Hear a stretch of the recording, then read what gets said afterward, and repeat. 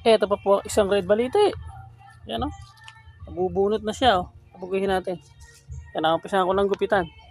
Gupitan lang natin. Maganda na rin po ito eh.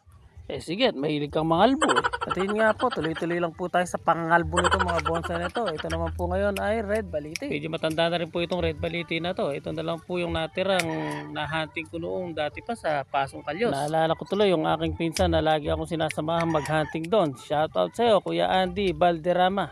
Good job! Ito po at atin na pong bubunutin. Dito po ay nabuwal na po sa kanyang pagkakatanim. Minamantak mo yun. Paano kaya nabuwal ito? But it's okay. Babalik na lang po natin ulit siya sa dati at papalitan na rin po natin yung kanyang lupa ng buhangin. Mas mainam po kasi sa bonsai yung buhangin, yung pong river sand. Tsaka po yan, itinali na rin po natin para po hindi na siya magkanda buwal-buwal dyan.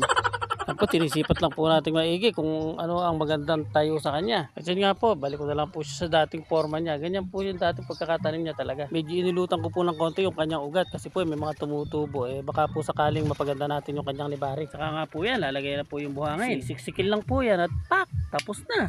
Yan lang po, medyo magastos na po mag-bonsai talaga ngayon. Lahat po ay binibili pero sulit naman. Kung may alaga kang ganyan, nakaganda tingnan sa inyong bakuran. So yun, maraming salamat po muli sa inyong panonood at ingat po kayo palagi.